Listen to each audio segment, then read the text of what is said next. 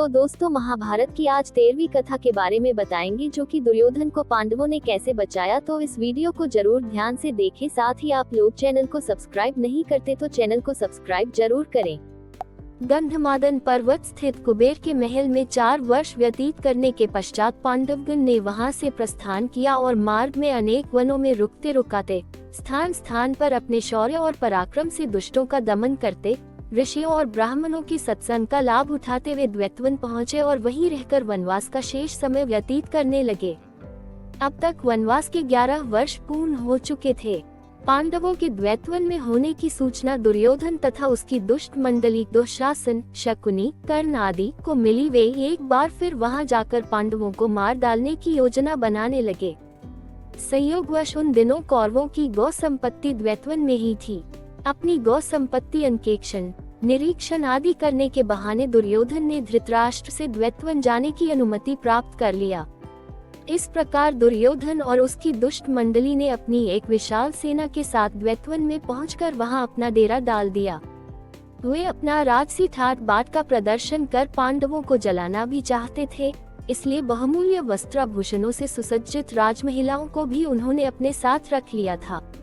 एक दिन में जल विहार करने के उद्देश्य से दुर्योधन अपनी मंडली तथा राजमहिलाओं के साथ द्वैतवन में स्थित मनोरम सरोवर में पहुँचे, किंतु उस सरोवर में गंधर्वराज चित्ररथ पहले से ही आकर अपनी पत्नियों के साथ जलक्रीड़ा कर रहे थे। चित्ररथ के सेवकों ने दुर्योधन को सरोवर में उतरने से रोकते हुए कहा, इस समय गंधर्वराज चित्ररथ अपनी पत्नियों के साथ इस सरोवर में जलक्रीड़ा कर रहे हैं, अतः उनके बाहर आने से पहले अन्य कोई भी सरोवर में नहीं उतर सकता। सेवकों के इन वचनों को सुनकर दुर्योधन ने क्रोधित होकर कहा, तू शायद जानता नहीं कि तू किससे बात कर रहा है। मैं हस्तिनापुर नरेश धृतराष्ट्र का महाबली पुत्र दुर्योधन हूँ। ये सरोवर हमारे राज्य की सीमा के अंतर्गत आता है। तू जाकर चित्ररथ से कह दे कि इस राज्य का युवराज यहाँ जल विहार करने आया है और तुम्हें इस सरोवर से बाहर निकलने की आज्ञा दी है। दुर्योधन के दर्पयुक्त संदेश को सुनकर गंधर्वराज चित्ररथ के क्रोध का पारावार न रहा और उसने दुर्योधन तथा उसकी मंडली के साथ युद्ध आरंभ कर दिया।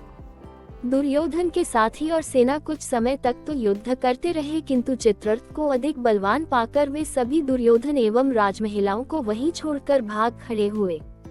चित्ररथ ने दुर्योधन और उन राजमहिलाओं को कैद कर लिया। दुर्योधन के भगोड़ी सेना जब कुछ न सूझा तो वे वहां निवास करते हुए पांडवों के पास जाकर उनसे दुर्योधन और राजमहिलाओं की मुक्ति के लिए याचना करने लगे।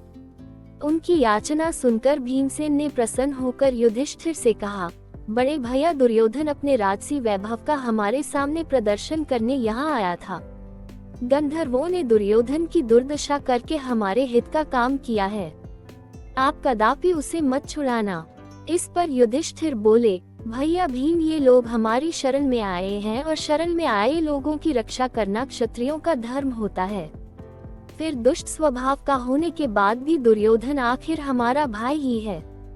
उसके साथ की राजमहिलाएं हमारे ही कुल की महिलाएं हैं और उनका निरादर होने से हमारे ही कुल को कलंक लगेगा।